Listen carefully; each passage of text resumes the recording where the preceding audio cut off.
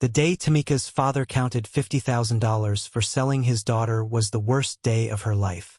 He told the buyers she was no good because she couldn't have babies. He put the money in his Bible while men carried Tamika's drugged body to their van. Her own mother just turned away. This should have been the end of Tamika's story. But sometimes life gives second chances. It was raining hard that night. The van slid off the road and hit a tree. While the men lay knocked out, Tamika crawled through broken glass. She left her shoes in the mud. She dropped her wedding ring in a puddle. She walked through rain and darkness toward the only lights she could see. She fell down at the edge of a beautiful garden. She was sure she would die there. But in the morning, a small hand touched her face. "Mama!" The word came from 4-year-old Jasmine. This little girl hadn't spoken a single word since her mother died a year and a half ago.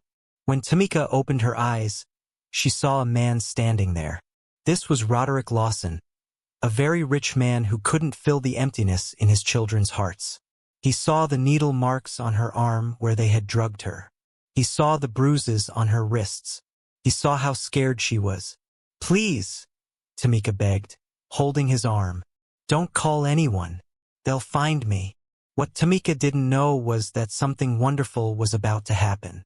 The 4 children around her would save her in ways she couldn't imagine.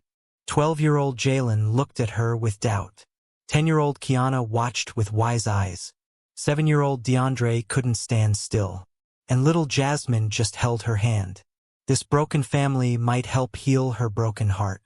But danger was coming. In just 3 days, the man who had poisoned her and ruined her life would walk through Roderick's door as his new business partner. And right behind him would be her parents, looking for the property they had already sold. Let me take you back to where it all began, when Tamika still believed family meant safety, not selling. When love seemed real, not fake.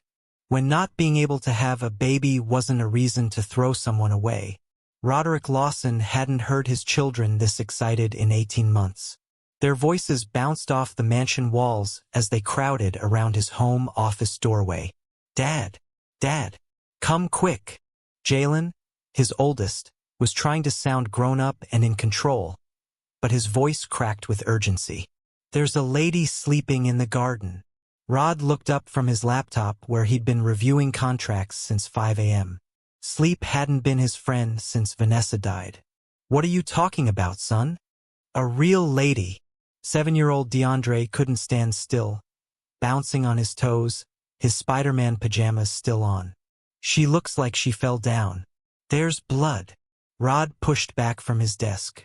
His first thought wasn't concern but suspicion. His security team cost millions. No one just appeared on his property. "Kiana, stay with Jasmine," he ordered his 10-year-old daughter, who stood in the doorway holding her little sister's hand. "Jalen, go tell Darnell to meet me outside. Now." But little Jasmine broke free from her sister's grip. She tugged Rod's hand and pointed toward the garden. Her eyes held an urgency he couldn't ignore. That silent plea from his baby girl who hadn't spoken a word since watching her mother's casket lower into the ground. It moved him more than any shouted alarm. The morning sun bathed the garden in golden light as Rod hurried outside. Darnell Brooks, his head of security, jogging to catch up. "Sir, I swept the perimeter at 4 a.m. Everything was clear," Darnell said, hand hovering near the gun he carried beneath his jacket. Then Rod saw her.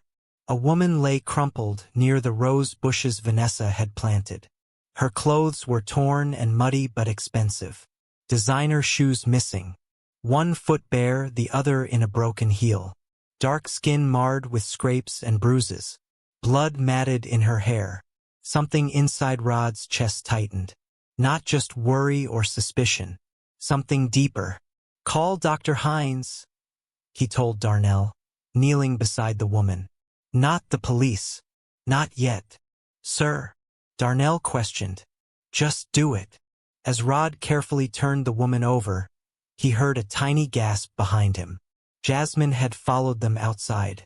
Before he could scold her, something impossible happened. Jasmine knelt beside the unconscious woman and touched her cheek. "Mama?" she whispered. Rod froze. His heart hammered against his ribs. His 4-year-old daughter, silent for 18 months, had spoken. "Baby girl," he said, voice trembling. "That's not Mama. Mama's in heaven. Remember?" But Jasmine just kept staring at the woman's face, her tiny fingers gentle on the stranger's cheek. "Sir, we should call the authorities," Darnell insisted. "This woman could be anyone. A thief, a reporter trying to get dirt on you." Rod looked closer at the woman's wrists. Bruises circled them like dark bracelets. Needle marks dotted the inside of her arm. This wasn't someone who had come here by choice. "Get her inside," Rod decided. "Guest room. And call Dr. Hines. Now." The next hour blurred as Rod's orderly world turned upside down. His children refused to leave the guest room where Darnell and the housekeeper Mrs. Jenkins had cleaned the mysterious woman's wounds. Dr. Yolanda Hines arrived, her medical bag in hand, face grim as she examined the still unconscious patient. "She's been drugged," Dr. Hines said quietly, showing Rod the needle marks. "And these bruises aren't from a fall. Someone restrained her. Forcefully." Rod glanced at his children. "Kids, go eat breakfast. Mrs. Jenkins will make pancakes." "But Dad," DeAndre protested. "Now, please." Only Jasmine refused to budge, hiding behind the bedpost, her eyes never leaving the woman's face. "Rod," Dr. Hines said quietly, "I've known you since college. I delivered your children. Trust me when I say this woman needs help, not questions." Rod ran a hand over his face, the empty space in his bed each night, the silence at dinner where Vanessa's laugh should be, the way his company thrived while his home withered. Will she be okay? Physically? With rest, yes. But whatever happened to her? Dr. Hines shook her head. After the doctor left, Rod sat in a chair beside the bed. Jasmine climbed into his lap, still watching the sleeping woman like she might disappear. "You should be playing with your siblings, princess," he whispered into his daughter's braids. Jasmine just pointed at the woman and whispered again, "Mama." Pain squeezed Rod's heart. "No, baby. Not Mama." But maybe he understood. Vanessa had been gone for so long. The children needed. He needed. Rod closed his eyes. Vanessa's face appeared as it always did. Her smile. The way she danced in the kitchen with the children. Her last kiss before driving to her sister's house that rainy night. The accident that took her hadn't been anyone's fault. Just wet roads. Bad timing. Life turned to dust in seconds. The 12 nannies who'd quit over the past year proved how broken they'd become. Jalen's anger. Kiana's forced maturity. DeAndre's inability to sit still for more than 5 minutes. And Jasmine's silence. A soft moan from the bed snapped him back to the present. The woman's eyes fluttered open. Dark brown, almost black. Beautiful despite the fear that instantly filled them. She bolted upright, then winced in pain. "Where am I?" Her voice rasped. "Who are you?" "You're safe," Rod said, keeping his distance. "My children found you on our property. You've been hurt." The woman's eyes darted around the room, taking in the luxury of the guest suite, the bandages on her arms. When she spotted Jasmine, her expression changed from fear to confusion. "The little girl," she called me. "Jasmine hasn't spoken since her mother died," Rod explained gently. "Until today." The woman tried to stand, then fell back onto the pillows, dizzy. "Please," she begged. "I can't stay here. They'll look for me." "Who will look for you?" The woman shook her head, tears filling her eyes. "MS?" Rod prompted. "Tamika," she whispered. "Tamika Jeffries." Jasmine slid from Rod's lap and climbed onto the bed. Before he could stop her, she took Tamika's hand. The woman stiffened, then slowly relaxed as the little girl curled against her side like she belonged there. "My daughter seems to think you're staying," Rod said, trying for a smile despite his unease. Tamika looked down at Jasmine, then back at Rod. Something passed between them. Understanding. Recognition of shared pain. "Your children," she said softly. "They lost their mother?" Rod nodded, his throat tight. "Car accident. 18 months ago." "I'm sorry," Tamika whispered, and he knew she meant it. "Ms. Jeffries, I don't know what happened to you or who did this, but those marks on your arms and wrists tell me you're in trouble. I can call the police or—" "No!" Fear flashed across her face. "No police. Please." Jasmine nestled closer to Tamika, and to Rod's astonishment, the woman's arm curved protectively around his daughter. The gesture was so natural, so maternal, it made his chest ache. The door burst open as Jalen, Kiana, and DeAndre tumbled in, unable to contain their curiosity any longer. "Is she awake?" DeAndre asked, bouncing beside the bed. "Is she staying?" Kiana added, her eyes hopeful. "Why was she sleeping outside?" Jalen demanded, arms crossed, playing the man of the house. Rod started to scold them for barging in, but Tamika's face transformed. Despite her pain and fear, she smiled at the children. "Hello," she said softly. "I'm Tamika. I'm DeAndre. I'm 7. Do you like Spider-Man? Why is your arm hurt? Did you fall down?"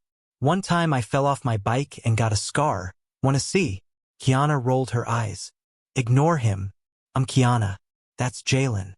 He thinks he's in charge because he's 12. "I don't think I'm in charge," Jalen muttered. But his defensive stance softened as he watched Jasmine curled against the stranger. Tamika looked at each child, then at Rod. The question in her eyes was clear. How could someone so blessed with family understand what had happened to her? But Rod did understand loss and fear, and the way the world could shatter in an instant. "Children," he said, "Ms. Jeffries needs rest, and I need to speak with her alone." Protests erupted until Rod gave them the look. Even Jasmine reluctantly let go of Tamika's hand when Kiana coaxed her away. When they were alone, Rod moved his chair closer to the bed. "My children haven't been this alive since their mother died," he said quietly. "Especially Jasmine. She hasn't spoken a word in 18 months. Not one. Until she saw you." Tamika looked down at her bruised wrists. "I can't stay here. I'll put you all in danger." "Ms. Jeffries." "Tamika." Rod leaned forward. "I run one of the largest tech security companies in the country. My home has better protection than most government buildings. Whatever you're running from, whoever hurt you, they can't reach you here." For a long moment, Tamika was silent. Then a tear slid down her cheek. "You don't know what they're capable of," she whispered. "Then tell me." Their eyes met. Rod saw a depth of pain that matched his own, but also a strength that surprised him. Tamika took a shaky breath. Her fingers traced the bruises on her wrists, each touch telling a story words couldn't capture. "Let me take you back to where it all began," she whispered. "To when I still believed family meant protection instead of profit." Her eyes closed briefly. "The lavender scent of these sheets, it's nothing like the metal smell of that van. The van my father put me in." Rod felt his heart stop, then race forward. As this beautiful, wounded woman began her story, he knew nothing in his carefully rebuilt world would ever be the same. Roderick watched Tamika's face change as she began her story. The frightened woman from moments ago transformed into someone different. Someone who had once believed in things like love and family before the world taught her otherwise. "I was born to be perfect," Tamika began, her voice stronger now. "Not for myself. For them." The guest room faded away as her words painted pictures Rod could almost touch. Little Tamika Jeffries stood perfectly still as her mother yanked the comb through her thick hair, tears streaming silently down her cheeks. "Stop crying," Wanda Jeffries snapped. "You think I enjoy spending my Sunday morning fixing your hair? Pastor Williams is expecting the deacon's family to be in the front row." "Perfect. You understand me?" "Perfect." 6-year-old Tamika nodded, biting her lip until she tasted blood. "Good girl," her mother said, softening slightly as she twisted Tamika's hair into neat braids. "Remember what Daddy always says? Appearances matter more than anything," Tamika recited. Later that morning, the Jeffries family walked into First Calvary Baptist Church like royalty. Deacon Clarence Jeffries in his finest suit. Wanda in her designer dress and hat. Little Tamika in frilly socks and patent leather shoes, smiling like a doll. "Beautiful family," the church ladies whispered. "That child is blessed. Clarence and Wanda are raising her right." None of them saw the bruises hidden beneath Tamika's tights from the switch Clarence had used when she spilled juice on the carpet. None of them knew about Wanda's hissed threats if Tamika didn't sit still during the 2-hour service. None of them knew the Jeffries family was just a pretty picture frame with nothing real inside. "My father was respected," Tamika told Rod, her eyes focused on something he couldn't see. Deacon Clarence Jeffries, pillar of the community, business owner, church leader. What nobody knew was that his car dealership was failing, that he gambled, that he drank when nobody was looking. She twisted the bedsheet between her fingers. "And my mother," Wanda Jeffries believed she deserved better than what life gave her. She came from money, but her family lost everything. Marrying my father was her backup plan. She never let him forget it. "Stand up straight." 12-year-old Tamika flinched as her mother pinched her back. "Smile bigger. Mrs. Thompson from the Lynx is watching." The black elite of Atlanta gathered for the annual Jack and Jill picnic, where parents paraded their children like show ponies. Tamika wore a dress that cost more than a month's groceries. Her father had raged about the price, then handed over his credit card anyway. "Can't have my princess looking cheap," he'd said, patting Tamika's cheek hard enough to sting. Now she stood among other perfectly dressed black children, playing the role her parents had scripted for her since birth. "That's Judge Harrington's son over there," Wanda whispered, nodding toward a boy with glasses. "His father makes 7 figures. Go offer him some of your cookies." "But Mom, I want to play with Keisha." The pinch on her arm made Tamika gasp. "Keisha's father is a mailman," Wanda hissed. "What have I told you about choosing the right friends?" "Everything was about connections," Tamika explained, as Rod listened in horrified fascination. "Who you knew, who your parents knew, which families had power, money, influence. I wasn't allowed to have friends who couldn't benefit our family somehow."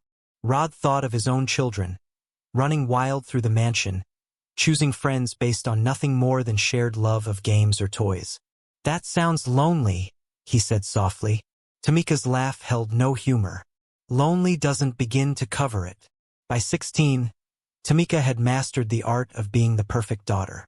Honor roll student, youth choir soloist, community service volunteer. She knew exactly how to smile, when to speak, what to wear. "You'll thank us someday," Clarence told her after forbidding her to attend the junior prom with a boy whose father was just a teacher. "We're building your future." Inside her carefully decorated bedroom, Tamika cried into her pillow, wondering if anyone would ever see past the perfect shell to the real girl underneath. "When I got accepted to Spelman College, I thought I was finally free," Tamika told Rod. But college was just a new stage for the same old performance. Freshman orientation at Spelman College buzzed with excitement. Young black women from across the country gathered, eager to begin their journey at the prestigious HBCU. Tamika's roommate Keisha bounced on her bed, laughing. "Girl, we are gonna have the best time. My cousin goes to Morehouse. He said they throw the best parties." Wanda Jeffries cleared her throat from the doorway.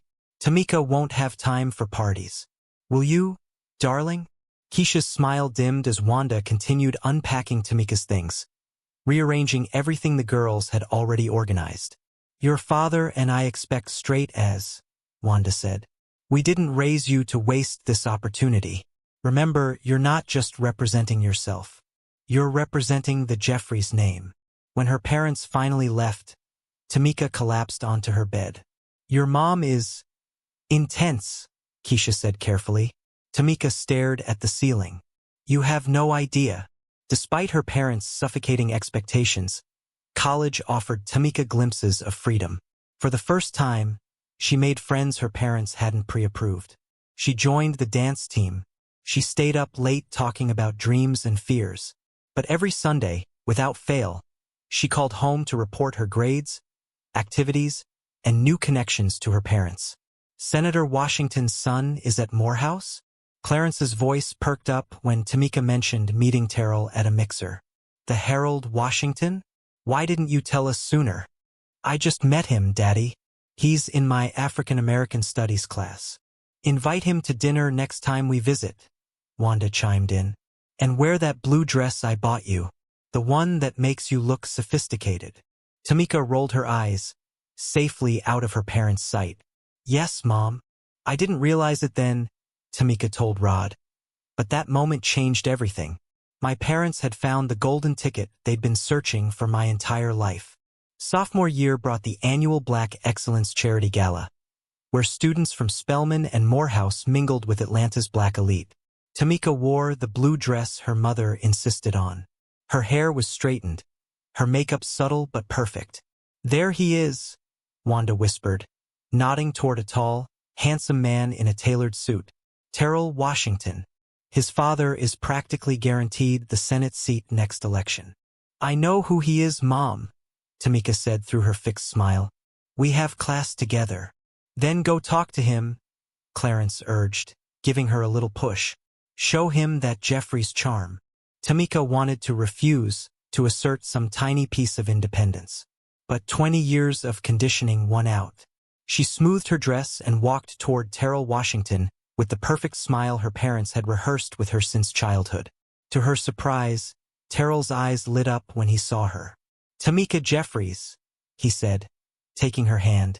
The smartest girl in African American studies and the most beautiful woman in this room.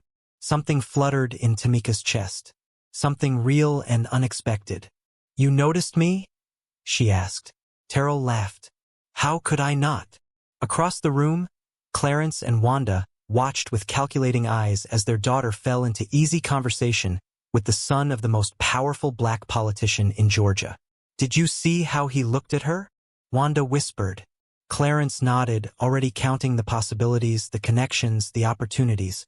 I told you that private school tuition would pay off someday. It felt like a fairy tale, Tamika said, her voice soft with remembered hope. Terrell was charming, ambitious, educated. When he asked me to be his girlfriend, I thought I'd won the lottery. She paused, looking directly at Rod for the first time since beginning her story. What I didn't know was that my parents and his father had already discussed our future. That Senator Washington needed a suitable wife for his son before launching his political career. That my parents had been auditioning me for this role my entire life. Junior year flew by in a whirlwind of romance. Terrell took Tamika to expensive restaurants. He bought her jewelry. He introduced her to his powerful father, who nodded approvingly. You've chosen well, son, Senator Washington said, looking Tamika up and down like she was a prize horse.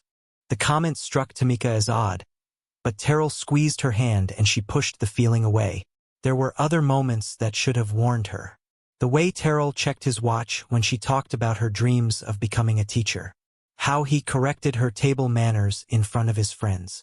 The subtle way he began critiquing her clothes, her hair, her friends. Keisha is a bit loud, don't you think? He said after meeting Tamika's roommate. Maybe you should spend more time with the girls from the political science department. It reminded Tamika of her mother, but she silenced the alarm bells. Terrell loved her. He'd chosen her. That made everything different, didn't it? By senior year, everyone expected us to get engaged, Tamika continued. Including me. Terrell had talked about our future, our life together after graduation. I thought I was living a dream. Her fingers twisted in the sheets again. Then I overheard a conversation I wasn't supposed to hear. Tamika headed toward the Washington family study, a gift for Terrell hidden behind her back. She stopped outside the door when she heard her name. Tamika Jeffries is perfect, Senator Washington was saying. Right family background, right education, beautiful but not too flashy. The voters will love her. Her father has some financial troubles, another voice said. Might be leverage for us. Already handled, the senator replied. Clarence Jeffries will get that zoning board appointment he's been begging for once the engagement is announced. And we've invited Wanda to join the Capital City Links chapter. They're practically salivating with gratitude. And Terrell? He's on board. A chuckle. Terrell knows what's expected. He'll save his extracurricular activities for after the wedding. Many successful men do. Tamika's heart pounded. She wanted to burst in, to confront them, to defend the love she thought was real. But years of training kept her frozen, the perfect daughter who never made a scene. She slipped away, the gift still clutched in her hand, tears blurring her vision. That night, when Terrell proposed with a massive diamond ring and practiced words about love and forever, Tamika hesitated only briefly before saying yes. What choice did she have? This was what she'd been raised for. The wedding was in all the society pages, Tamika said, her voice flat. 600 guests, designer dress, 5-tier cake. Senator Washington paid for everything, which should have told me who the wedding really belonged to. She looked down at her bare ring finger, the pale band of skin where her wedding ring had once been. My father walked me down the aisle smiling like he'd won the lottery. My mother cried perfect tears for the photographers. Terrell looked handsome and said all the right words. And I. Her voice broke. I tried to believe it was real. The bride and groom danced beneath crystal chandeliers. Guests whispered about the perfect couple. How beautiful. How well-matched. Future governor and his accomplished wife. Tamika's smile never faltered, even when she caught her father shaking hands with Senator Washington, both men looking satisfied with their transaction. Even when she saw Terrell's eyes linger too long on his assistant, a stunning woman named Raven Porter. Even when her mother whispered, "Don't forget, I expect grandchildren within a year. The Washingtons need an heir." The perfect daughter had become the perfect wife. The performance would continue. Only now the stakes were higher, and the price of failure unimaginable. I moved into Terrell's mansion the day after the wedding, Tamika finished, her story catching up to where the nightmare truly began. The coldness I'd glimpsed before became my daily reality. He had what he wanted, the suitable wife to stand beside him in photos. And I had what my parents wanted, the Washington name. She looked up at Rod, her eyes haunted. I thought the worst part would be living without love. I had no idea what was coming next.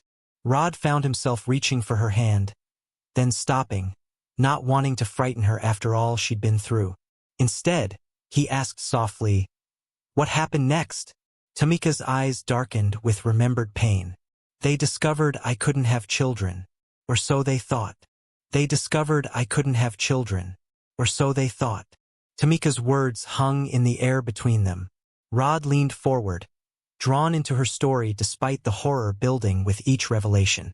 The pressure started the moment we returned from our honeymoon, Tamika continued, her voice hollow. Actually, no. It started during the honeymoon. The Fiji resort suite sparkled with luxury. Outside, perfect blue waters lapped against white sand. Inside, Tamika sat on the edge of the massive bed, her new husband's words still ringing in her ears. "We need to be efficient about this," Terrell had said, checking his watch after their first night together as husband and wife. "My father expects a pregnancy announcement within 3 months." Tamika stared at him, the romantic fantasy she'd built crumbling faster than sand castles at high tide. 3 months? But Terrell, we just got married. Don't you think we should enjoy being newlyweds first? His laugh was cold, nothing like the warm chuckle that had charmed her at college parties. "Tamika, sweetheart, what did you think this was about? My father needs a legacy. I need an heir. That's your primary job now." She swallowed hard, forcing back tears. "And what about love?" Terrell patted her cheek like she was a naive child. "Love is a luxury for people without ambition. We have bigger things to accomplish." That night, Terrell made love to her with mechanical precision, checking the fertility app on his phone before and after. When we returned home, there was a schedule taped to our bathroom mirror, Tamika told Rod, who listened with growing anger at what she'd endured. Days I was ovulating marked in red, positions that supposedly increased chances of conception. A diet plan for fertility. She shook her head, the memory still fresh despite everything that came after. And that's when I met Raven Porter. Properly, I'd seen her at the wedding, but now she was suddenly everywhere. Tamika walked into the kitchen of her new home to find a stunning woman arranging flowers on the counter. Tall, model-thin, with flawless copper skin and sharp, intelligent eyes. "You must be the new Mrs. Washington," the woman said with a smile that didn't reach her eyes. "I'm Raven Porter, Terrell's executive assistant."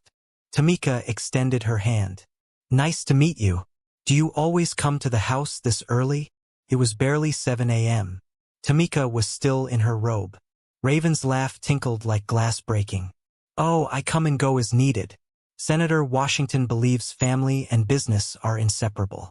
I handle both." Before Tamika could respond, Terrell swept in, briefcase in hand. "Ah, good. You two are getting acquainted." He kissed Tamika quickly on the cheek, a public gesture without feeling. Then he turned to Raven. "Did you bring the files for the Henderson meeting?" "Of course." Raven pulled documents from her sleek leather portfolio, standing unnecessarily close to Terrell. "And I've prepared Mrs. Washington's morning tea, the special fertility blend we discussed." Tamika blinked in surprise. "Tea? We discussed tea." Raven smiled, sliding an elegant ceramic mug across the counter. "Terrell mentioned you're trying to conceive. This is a traditional blend that has helped many women in my family. Drink it every morning." The tea smelled lovely, floral with hints of spice. "That's thoughtful," Tamika said, taking a sip. It tasted bitter underneath the sweetness, but Raven was watching so intently that Tamika felt compelled to finish it. "Every drop," Raven urged. "The herbs settle at the bottom." "Every morning after that, Raven arrived with my special tea," Tamika said, her hands trembling slightly at the memory. "Sometimes she made it in front of me. Other times it was waiting when I came downstairs. Always with the same instructions. Drink every drop." Rod's jaw tightened. "And it was poisoned." Tamika nodded, eyes haunted. "A slow-acting compound that damages the reproductive system over time. I didn't learn that until much later. All I knew then was that despite trying everything, month after month, I wasn't getting pregnant." 6 months into the marriage, Tamika sat in yet another doctor's office, legs dangling from the examination table. Dr. Reynolds, the Washington family's longtime physician, frowned at her chart. "Your hormone levels are concerning, Mrs. Washington. They're showing patterns I typically see in women twice your age." Tamika clutched the paper gown around herself, feeling exposed in more ways than one. "What does that mean?" "It means we need to run more tests." More tests meant more humiliation. Invasive examinations, blood draws, ultrasounds where technicians whispered to each other and wouldn't meet her eyes. Terrell attended the final appointment, his mother beside him like a sentinel. Senator Washington waited in the hallway, pacing. Dr. Reynolds cleared his throat, glancing between his chart and Terrell. "I'm afraid the news isn't good. Mrs. Washington's reproductive system shows significant abnormalities. The uterine lining is unsuitable for implantation. The fallopian tubes show signs of scarring."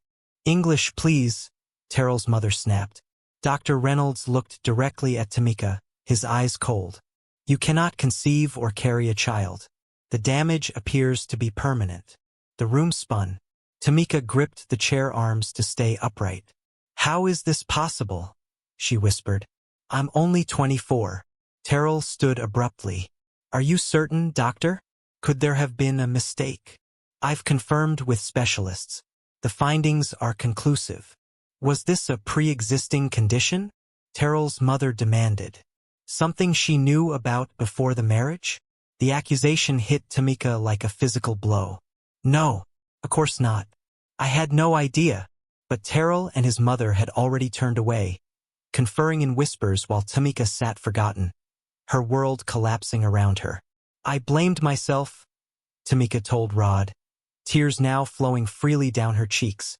"I thought maybe I was being punished for not truly loving Terrell, for going along with my parents' plans, for being the perfect daughter instead of fighting for my own life." Rod wanted to comfort her, but sensed she needed to finish her story more than she needed comfort. Still, he moved closer, offering his presence as a lifeline in the storm of her memories. "What happened after the diagnosis?" he asked gently. Tamika's laugh was brittle. Everything changed overnight. Tamika became a ghost in her own home. Terrell stopped coming to their bedroom. At public events, he kept her at arm's length, his smile never reaching his eyes. The fertility tea disappeared, no longer necessary. Raven Porter, however, became an even more constant presence. Late-night strategy sessions in Terrell's study. Early morning meetings over breakfast. Whispered phone calls that stopped when Tamika entered a room.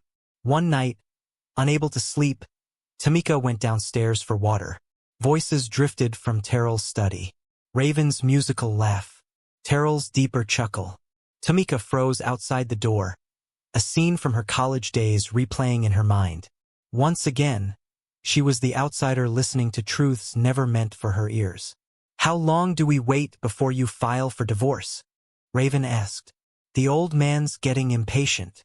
"We need to be strategic," Terrell replied. "Make her look like the villain. Maybe catch her cheating. Good luck with that. She's pathetically loyal. Then we'll create evidence. What matters is that I'm free of her before my father's health deteriorates further. He's updated his will. Everything hinges on having an heir." Raven's voice turned silky. "And I'm perfectly fertile. 3 generations of Porter women popping out babies 9 months after their wedding nights. Once the divorce is final, we'll announce our engagement. A whirlwind romance. The grieving political heir finding love after his barren wife's betrayal. I've waited since college for this," Raven purred. "For us to finally be together officially." "You know it was always you," Terrell said, his voice tender in a way Tamika had never heard. "Father insisted I marry someone appropriate first. Build the right image. But you're the one I want by my side when I take his Senate seat. And in your bed tonight?" The sounds that followed told Tamika everything she needed to know. "I stood there like a statue," Tamika whispered to Rod, "listening to my husband and his assistant plan my destruction while they made love on his desk. The desk I'd helped him pick out. In the home I was supposed to fill with children." She wiped away tears with the back of her hand. The worst part wasn't even the affair. It was realizing none of it had been real. Not his pursuit of me in college. Not the proposal. Not the marriage. I was just a stepping stone toward his real goal. The next morning, Tamika confronted Terrell over breakfast. Raven hovered nearby, not even pretending to be just an assistant anymore. "I know about you too," Tamika said, her voice steadier than she felt. "I heard everything last night." Terrell didn't even have the decency to look ashamed. "Then you understand the situation. This marriage is over. It has been since we learned you can't provide what the Washington family needs." "An heir," Tamika said flatly. "Precisely." He sipped his coffee. "My lawyer will contact you about divorce terms. Be reasonable, and you'll walk away with a generous settlement. And if I fight it, go public with your affair." Raven stepped forward, smirking. "Then we'll make sure everyone knows you concealed your condition before the wedding. Fraud, Mrs. Washington. Very messy. I didn't conceal anything. I didn't know." "Your word against a respected doctor's," Terrell said with a shrug. "And Dr. Reynolds has already signed a statement saying you must have known. Think carefully about your next move, Tamika." "I called my parents," Tamika continued, her voice dropping to almost a whisper. "I thought, foolishly, that they would support me, take my side. Let me come home while I figured out what to do next." Rod felt a chill at the hollow look in her eyes. "What did they say?" "You had one job," Wanda Jeffries screeched through the phone. "One job as a woman, and you couldn't do it." "Mom, please," Tamika begged, curled in a ball on her closet floor, the only private space left in the mansion. "It's not my fault. The doctors don't know why this happened. Do you have any idea what this will do to our reputation? Your father just got that zoning board position. I was finally accepted into Capital City Links. Mom, I'm losing my marriage. My whole life. You should have tried harder, Wanda snapped. There are treatments, aren't there? Surrogacy? Something. Terrell doesn't want that. He wants a divorce so he can marry his assistant. They've been having an affair. A heavy sigh. Well, can you blame him? A man in his position needs children. Heirs.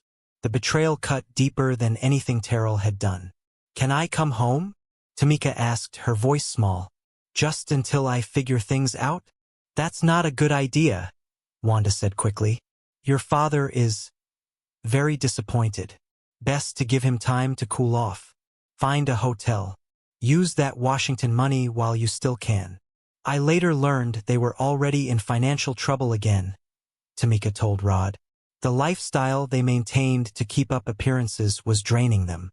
And once word got out about my condition and the impending divorce, all those social doors would slam shut. The connections they'd built through my marriage would evaporate. She closed her eyes briefly, gathering strength for the worst part of her story. 2 weeks later, Senator Washington had a massive stroke. Doctors said he might never regain consciousness. Terrell was devastated, not because he loved his father, but because of what came next. Tamika sat in the lawyer's office, stunned by what she was hearing. Senator Washington's will is quite specific, the gray-haired attorney explained. His estate, political connections, and financial holdings transfer to Terrell only if Terrell has produced a biological heir within 1 year of the senator's incapacitation or death.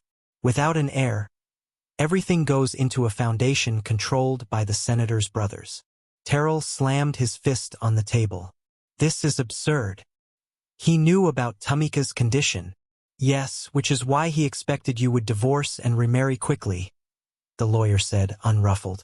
The will was updated just after Mrs. Washington's diagnosis. There's also a clause about the new mother needing to be of suitable background and character for the Washington legacy. Terrell's eyes burned with hatred when he looked at Tamika. This is your fault. You've cost me everything. My fault, Tamika gasped. You're the one who cheated. You're the one who gave up on our marriage.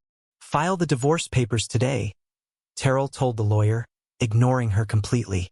I'll have Tamika's things removed from the house by tomorrow. Terrell, please, Tamika began, but he was already walking out, phone pressed to his ear. Raven, it's time for Plan B. My father's will has complicated things. How quickly can you get pregnant? I was served divorce papers the next morning, Tamika said, her voice now eerily calm. By nightfall, the locks were changed. My credit cards were canceled. My personal bank account, which Terrell had insisted we merge with his, was emptied. She looked up at Rod, her eyes haunted. I had nowhere to go except my parents' house. It was the last place I wanted to be, but I had no choice. Clarence Jeffries opened the door just enough to see his daughter standing there with a single suitcase. You've really done it now, he said by way of greeting. Daddy, please. I need a place to stay, just for a little while.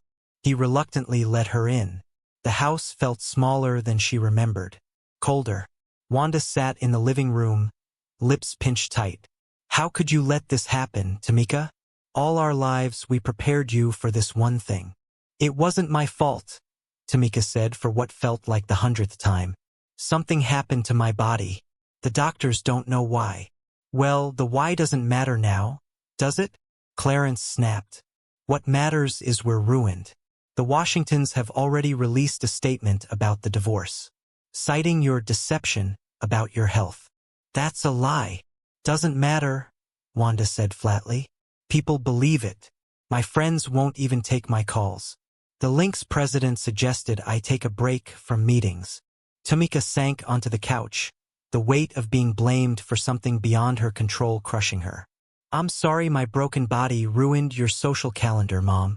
The slap came without warning, Wanda's palm connecting with Tamika's cheek hard enough to knock her sideways. Don't you dare take that tone with me. We gave you everything. The best schools, the best clothes. And what did we get in return? Humiliation. Tamika held her burning cheek, tears blinding her. I'm still your daughter. Clarence laughed, the sound chilling her blood. A daughter who can't even do the one thing daughters are supposed to do. What good are you to anyone now?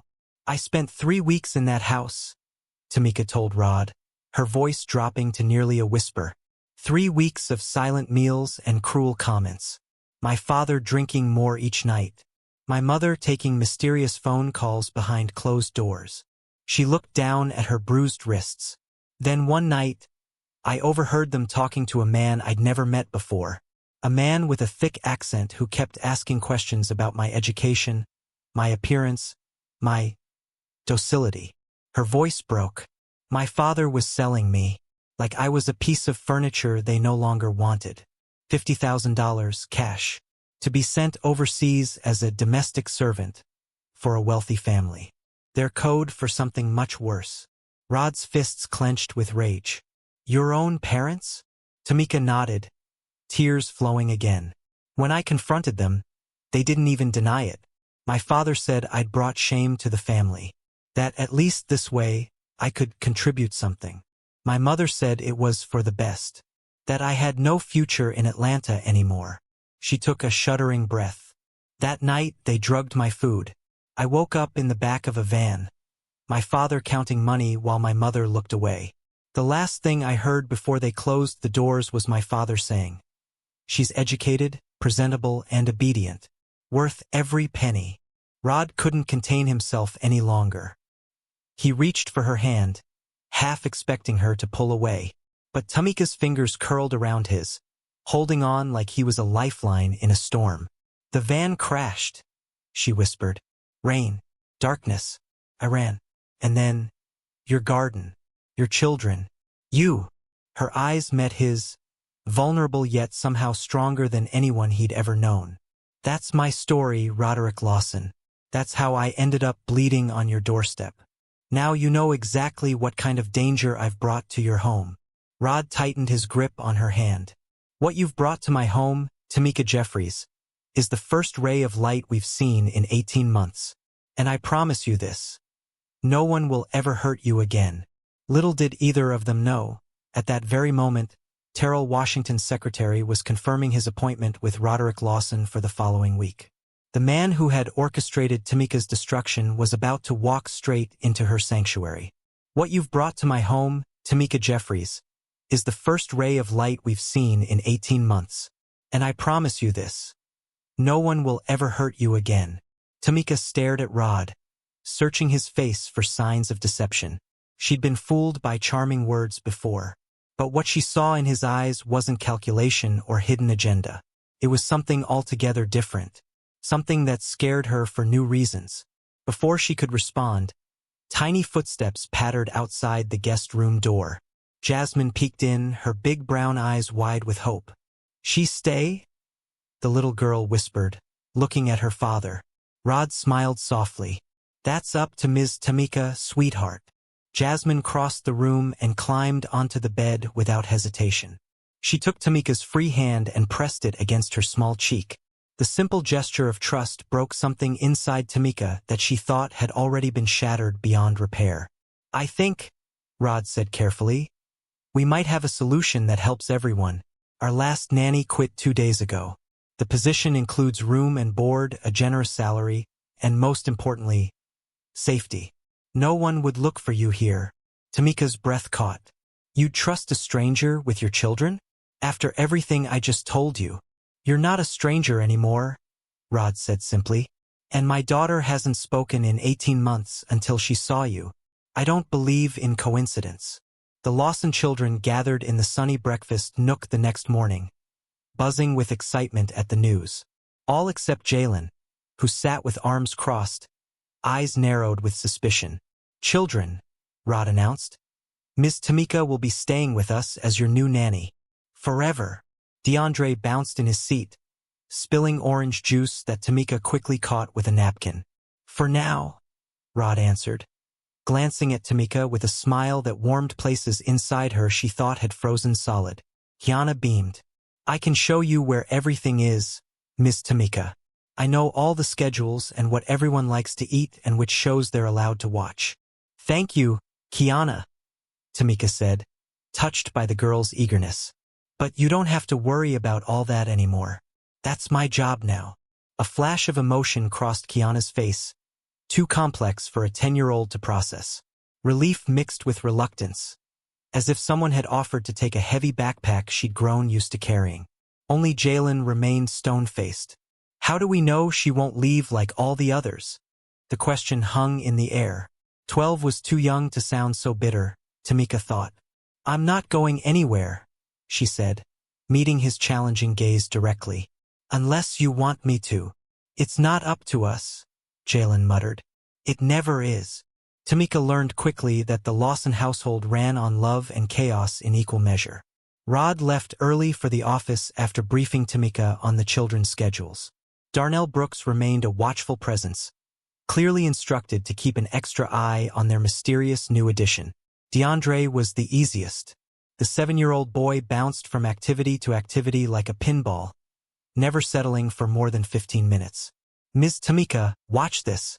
Ms. Tamika, can we make cookies? Ms. Tamika, did you know spiders have 8 legs but octopuses have 8 arms? His energy was exhausting but honest. Tamika found herself laughing for the first time in years at his wild theories and constant motion. Jasmine followed Tamika like a tiny shadow, rarely speaking but always touching. A hand on Tamika's skirt or fingers curled around her wrist. The little girl's eyes said everything her voice couldn't yet manage. Kiana was polite, helpful, and heartbreakingly grown up. She corrected her siblings' behavior before Tamika could. She knew where everything was. She offered advice on managing DeAndre's boundless energy and Jasmine's silent needs. She likes her sandwich cut in triangles, Kiana informed Tamika as she prepared lunch. And DeAndre won't eat anything green except green M&Ms. Tamika gently took the knife from Kiana's hand. Thank you, sweetheart. But why don't you go play? I've got this. Kiana looked genuinely confused. Play what? The question broke Tamika's heart. Jalen was the challenge. He watched from doorways, keeping his distance, his eyes tracking Tamika's every move as if waiting for her to show her true colors. When she asked him questions, he answered in clipped, single words. When she invited him to join activities, he found reasons to be elsewhere. On her 3rd day, Tamika found Jalen in the garage, methodically bouncing a basketball. Alone. Your dad says you used to play on a team, she said, leaning against the doorframe. Bounce. Catch. Used to. Bounce. Catch. Why'd you stop? His shoulders stiffened. Dad was too busy to take me to games after Mom died. And I had to help with Jasmine and DeAndre anyway. Tamika stepped closer, heart aching for this boy who'd lost his childhood along with his mother. That's a lot for a 12-year-old to handle. Bounce. Harder this time. I'm not a baby. No, you're not, Tamika agreed. You're the man of the house when your dad's gone. The protector. The one everyone counts on. Jalen's rhythm faltered. It's scary, isn't it? Tamika continued softly. Loving people so much that you do anything to keep them safe, even if it means giving up things you love. The ball dropped from Jalen's hands. His back still to her, he asked, How do you know that? Because I see you, Jalen. I see how you check the doors at night, how you watch your siblings when they play outside, how you're always the last to eat, making sure everyone else has enough first. He turned, eyes shining with unshed tears. Dad tries, but he doesn't see everything. I know, Tamika said simply, but I do. And I'm here now. You don't have to carry it all alone anymore. Something crumbled in the boy's carefully constructed wall. Not completely, but enough for Tamika to see the child behind the protector. The team still practices on Saturdays, he admitted quietly. Coach said I could come back anytime. Tamika smiled. I happen to be an excellent basketball chauffeur. For the first time, Jalen's lips curved upward. Not quite a smile, but a beginning. That night, Tamika found Kiana sitting alone in the window seat of the playroom, looking out at the stars. Shouldn't you be in bed, sweetheart? Tamika asked. Kiana shrugged. I was just thinking. Tamika sat beside her. About what? Today you made DeAndre sit still for a whole hour doing that volcano experiment. And Jasmine ate vegetables. and Jalen almost smiled. Is that a problem? Kiana's fingers traced patterns on the window glass. No, it's just, I tried so hard to do all that, to be like Mom. But they never listened to me the way they listened to you. The confession tumbled out like water through a broken dam. After Mom died, everyone was so sad. Dad worked all the time. Jalen got angry. DeAndre couldn't focus. Jasmine stopped talking. I thought if I could be more like Mom, maybe everyone wouldn't be so sad anymore. Tears slipped down her cheeks. But I'm not very good at it. And I miss just being a kid sometimes. Tamika gathered the girl into her arms, feeling her small body shake with silent sobs. You don't have to be your mom, Kiana. No one can replace her. But you also don't have to be the mom. That's what I'm here for now. Kiana looked up, hope and fear battling in her eyes. But what if you leave too? Tamika brushed damp hair from Kiana's forehead. Some things in life are uncertain, but this isn't one of them. I'm staying right here as long as you all need me. The changes in the Lawson home happened slowly, then all at once.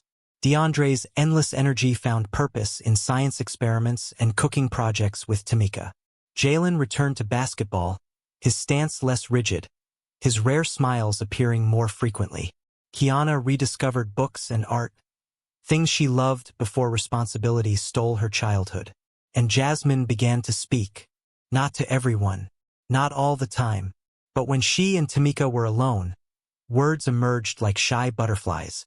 Pretty, she whispered as Tamika brushed her hair. More story, she requested at bedtime. Love you, she mumbled, half asleep, sending shock waves through Tamika's carefully guarded heart. Rod noticed everything. The way his home felt warm again. The sound of laughter bouncing off walls that had echoed with silence for too long. The light returning to his children's eyes. And something else grew alongside his gratitude. Something that made his heart race when Tamika looked up from reading to Jasmine and caught his eye. Something that kept him lingering in doorways, watching her braid Kiana's hair or challenge Jalen to riddles, or help DeAndre build towering block structures. Something dangerous for a widower still wearing grief like a second skin. Something impossible for a woman whose trust had been so thoroughly shattered. Exactly 2 weeks after Tamika entered their lives, Rod found her in the kitchen, humming softly as she prepared dinner. Jasmine sat on the counter, happily stirring a bowl of something chocolatey. You're good with them, he said, leaning against the doorframe. Tamika smiled, the expression transforming her face from beautiful to breathtaking. They make it easy. No, Rod shook his head. They don't. Trust me, 12 nannies in 18 months proved that. Their eyes held for a moment too long. Long enough for Rod to notice the golden flecks in her dark eyes. Long enough for heat to rise in Tamika's cheeks. Darnell Brooks cleared his throat from the doorway, breaking the moment. Sir, your assistant called. She confirmed your meeting with Terrell Washington for next Tuesday at 2 p.m. His office said he's particularly eager to discuss the security contract for his campaign offices.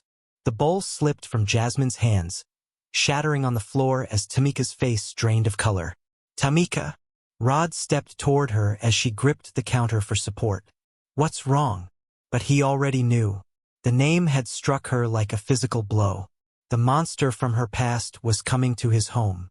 Coming for a business deal Rod had arranged before knowing who Terrell Washington really was. Coming straight toward the woman Rod was suddenly terrified of losing. Tamika! Rod stepped toward her as she gripped the counter for support. What's wrong? The room spun around her. Terrell Washington. Coming here. To this house. Her sanctuary. I can't breathe. Tamika gasped, her lungs suddenly refusing to work. Little Jasmine started crying, frightened by the shattered bowl and Tamika's reaction. Rod scooped up his daughter and handed her to Darnell. Take her to Kiana, please, he instructed before turning back to Tamika, who was now sliding to the floor, back against the cabinets. Rod knelt beside her, careful not to touch her without permission. It's him, isn't it? Terrell Washington. He's the husband who hurt you. Tamika nodded, unable to speak as terror clawed at her throat. Her worst nightmare was coming straight to her doorstep. Cancel the meeting, she finally whispered. Please. Rod shook his head gently. I can't. This contract is worth millions. My board has been pushing for this partnership for months. Then I have to leave, Tamika said, struggling to her feet. Now. Today. If he sees me here. No. Rod's voice was firm but kind. You're not running again. We'll figure this out together. That night, sleep refused to visit Tamika. She paced her room, mind racing with horrible possibilities. What if Terrell recognized her? What if he demanded Rod turn her over? What if her parents were still looking for her, ready to collect the money they'd been cheated out of when the van crashed? A soft knock interrupted her spiraling thoughts. Rod stood in the hallway, 2 steaming mugs in his hands. Hot chocolate, he explained. My mom's cure for midnight worries. They sat on the window seat in her room, looking out at the moonlit garden where he'd found her just weeks ago. We have 5 days before the meeting, Rod said. That gives us time to prepare. How? Tamika's hands trembled around her mug. He knows every inch of my face. Rod studied her thoughtfully. But he's not expecting you here. People see what they expect to see. Hope flickered, fragile but persistent. What are you thinking? A disguise. Nothing dramatic. Just enough to make him doubt. Different hair, glasses, and you'll stay in the children's wing during the meeting. It won't work, Tamika whispered. But for the first time, she allowed herself to consider the possibility of not running. The next 5 days passed in a blur of preparation and growing dread. Tamika's long hair was cut into a stylish bob and dyed several shades lighter. Glasses with clear lenses transformed her face. New clothes replaced her old style. Rod's sister Cheryl, who knew nothing of Tamika's past but had been thrilled by Jasmine's progress, brought over makeup that subtly altered Tamika's features. You look like a completely different person, Cheryl marveled. The kids will get a kick out of this. The children were told Tamika was playing a game of hide and seek with an important business visitor. Only Jalen seemed suspicious. Is something wrong, Ms. Tamika? He asked the night before the meeting. You seem scared. Tamika considered lying, then remembered her promise to be honest with him. Someone I used to know is visiting your dad tomorrow. Someone who wasn't kind to me. Jalen's young face hardened with unexpected fierceness. I won't let them hurt you. Tamika hugged him, marveling at the protector this boy had become. I know you won't, buddy. Tuesday arrived with the weight of impending doom. Rod found Tamika in the kitchen at dawn, baking cookies she couldn't eat. Everything's arranged, he assured her. The meeting will be in my home office. Darnell has security cameras set up so you can watch from the playroom. You'll know if it's safe to move around. Tamika nodded, not trusting her voice. Rod squeezed her shoulder gently. Trust me, Tamika. I won't let anyone hurt you in my home. At precisely 1:45 p.m., Tamika herded the children into the playroom. Jalen positioned himself by the door like a tiny sentinel. Kiana distracted Jasmine with dolls. DeAndre, sensing the tension, was unusually quiet. The security tablet on Tamika's lap showed the front entrance. A sleek black car pulled up the circular driveway. Tamika's heart stuttered. Is that him? Kiana whispered, peering over her shoulder. Tamika couldn't answer as Terrell Washington stepped from the car. Even through the small screen, his presence hit her like a physical blow. Tall, handsome, impeccably dressed. The perfect mask hiding the monster beneath. But he wasn't alone. A woman emerged from the passenger side. Raven Porter, more beautiful than ever in a designer suit that showcased her perfect figure. Who's the lady? DeAndre asked, crowding close. No one important, Tamika managed, though her mouth had gone dry. The camera followed as Darnell escorted the visitors to Rod's office. The door closed. Tamika should have felt relief. Instead, she was consumed by the need to know what they were saying. Children, she said suddenly. Who wants to play hide and seek? I'll count and you hide. Anywhere in the house except Daddy's office wing. They scattered eagerly, even Jalen, though he gave her a knowing look before leaving. The moment they were gone, Tamika slipped out and moved silently toward Rod's office.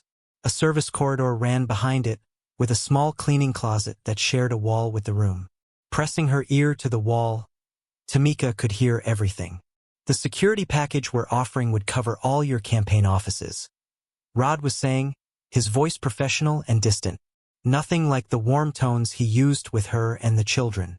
Impressive, Terrell replied, the familiar sound sending chills down Tamika's spine. But before we discuss details, I have to ask about your children. My fiancé and I are expecting a child soon.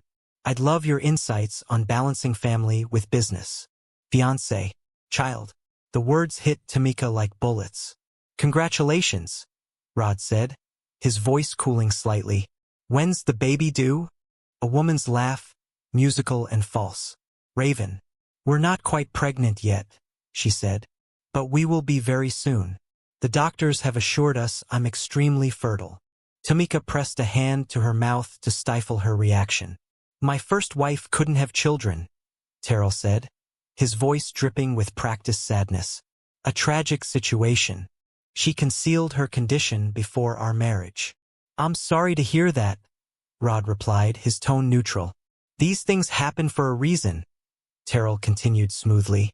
Raven and I were meant to be together all along. And with my father's condition worsening, having an heir has become urgent. His will stipulates a biological child within the year. Sounds complicated, Rod observed. Just traditional family values, Terrell laughed. Speaking of family, I heard you recently hired a new nanny? My assistant mentioned your children are quite taken with her. Tamika froze. How did he know that? Yes, Rod said carefully. She's been wonderful for the children. I might need recommendations soon, Terrell said. Once the baby comes. I doubt she'd be interested in leaving us. Rod's voice had an edge now. Now, about the security protocols. The conversation shifted to business, but Tamika's mind was racing. Terrell knew about her, was asking questions. Had his assistant been investigating Rod's household? She backed away from the wall, heart pounding. She needed to get back to the children before they wondered where she was. As she turned to leave, she bumped into a shelf. A bottle of cleaning fluid crashed to the floor, the sound impossibly loud in the small space. Footsteps approached the door to the corridor. Tamika ran, her disguise forgotten in her panic. She made it to the main hallway just as Rod's office door opened. Hello, Terrell called out. Is someone there?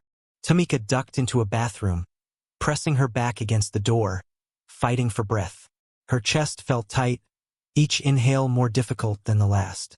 Black spots danced before her eyes as panic overwhelmed her. She slid to the floor, the world tunneling around her. The bathroom door opened, and through the fog of her terror, she saw Rod kneeling beside her. Breathe with me, he whispered, taking her hands. In, out. That's it. He knows, she gasped. He's looking for me. They're gone, Rod assured her. I ended the meeting early, said I had another appointment. But he'll come back, Tamika moaned. He asked about me, about the nanny. It was just conversation, Rod said, but doubt clouded his eyes. People talk about nannies all the time. Not Terrell, Tamika insisted. Nothing he says is ever casual. Rod helped her to her feet, his arms strong around her waist. Let's get you somewhere more comfortable. He guided her to the small sitting room adjacent to his bedroom, away from curious children's eyes. Tamika sank into a soft armchair, still trembling. I heard them talking, she admitted. Raven's going to have his baby, the heir he needs. You were eavesdropping? Rod asked, not accusingly. I had to know what he was planning. Tamika looked up at him. I'm sorry.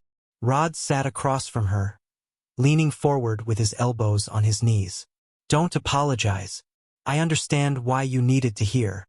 Something in his gentle acceptance broke through Tamika's last defenses. Tears spilled down her cheeks. I thought I was safe here. Stupid. I'm not safe anywhere. You are safe here, Rod insisted. I won't let him near you. You don't know what he's capable of, Tamika said. Then tell me. Rod moved to kneel beside her chair. Tell me everything so I can protect you properly. Their faces were inches apart. Tamika could see the gold flecks in his brown eyes, the tiny scar above his right eyebrow, the fullness of his lips. Why are you doing this? She whispered. Why risk everything for someone you barely know? Rod's hand came up to brush a tear from her cheek. The touch was so tender, so unlike anything Tamika had felt in years, that she leaned into it instinctively. Because in the few weeks you've been here, my children have come back to life, he said softly. Because Jasmine speaks again. Because Jalen smiles. Because for the first time since Vanessa died, this house feels like a home. His thumb traced her cheekbone. And because when I look at you, I feel something I thought had died with my wife. The confession hung in the air between them. Tamika's heart hammered against her ribs, a riot of fear and longing. Rod, she breathed, not knowing what else to say. He leaned closer, slowly, giving her time to pull away. But Tamika didn't want to pull away. For once, she wanted to move toward something instead of running from it. Their lips met in the softest of kisses, a question rather than a demand. Warmth bloomed in Tamika's chest, spreading outward until her fingertips tingled with it. When they parted, Rod's eyes were full of wonder. I didn't plan that, he whispered. Tamika's laugh was shaky but real. Neither did I. The moment was broken by a child's voice calling from the hallway. Ms. Tamika? We're still playing hide and seek. You didn't find us. Reality crashed back. Tamika stood, smoothing her hair with trembling hands. I should go to them. Rod nodded, rising too. We'll talk later. About everything. As Tamika turned to leave, a wave of dizziness hit her. The room tilted sharply.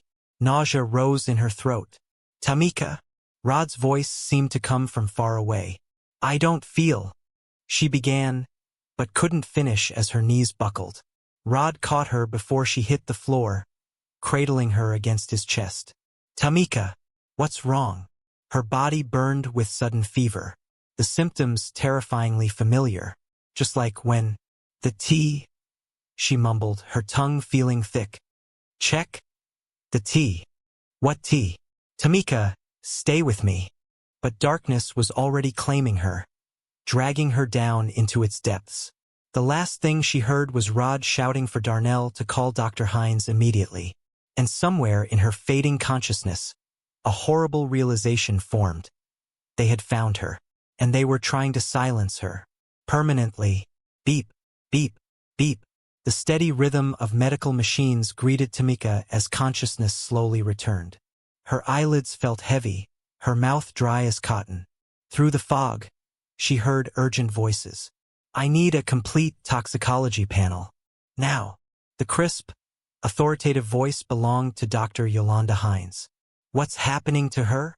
Rod's voice, tight with worry. She was fine. Then suddenly, I won't know until I see her blood work, Dr. Hines replied. But these symptoms aren't typical. Tamika forced her eyes open. She lay in her bedroom at the Lawson mansion, but it had transformed into a makeshift hospital room. For bags hung beside the bed. Monitors blinked with her vital signs. And Rod sat beside her, his face etched with fear.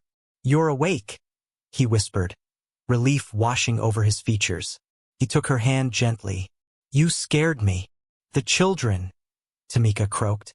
With my sister, Rod assured her. They're worried about you, but they're safe. Dr. Hines appeared at her other side, penlight in hand. Welcome back, Tamika. Can you follow the light with your eyes?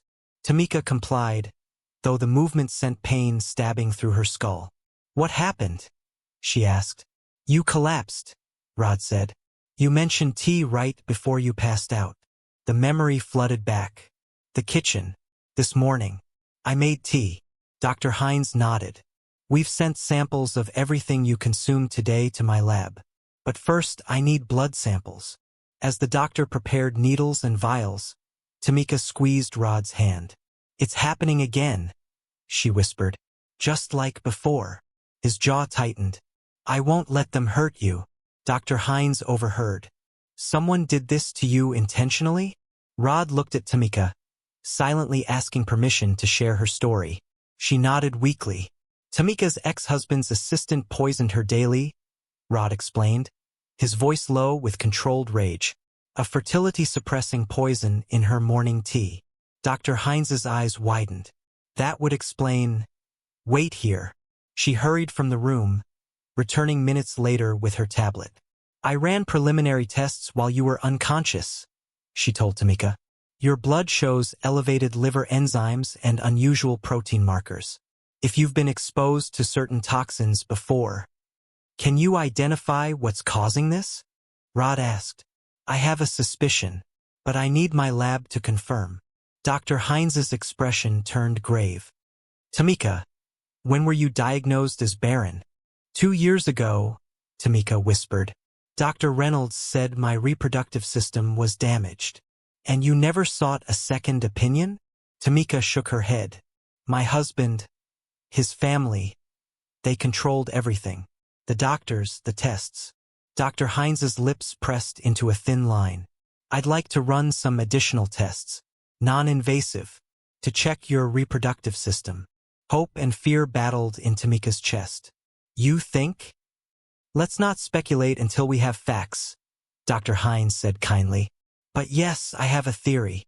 The next 24 hours passed in a blur of tests, blood draws, and anxious waiting. Rod barely left Tamika's side, his presence a steady anchor as waves of nausea and fever washed over her. The children were allowed brief visits. DeAndre brought a crayon drawing of Tamika surrounded by hearts. Kiana straightened Tamika's blankets with motherly concern. Jalen stood guard by the door, eyes watchful. And little Jasmine crawled onto the bed, laying her head on Tamika's chest. Get better? The child whispered, her small voice fierce with command. I'm trying, sweet girl, Tamika promised. By evening, her fever broke. By morning, she could sit up without dizziness. But questions still hung in the air, heavy with possibility and dread. Dr. Heinz returned late afternoon, her face unreadable as she entered with a thick folder of results.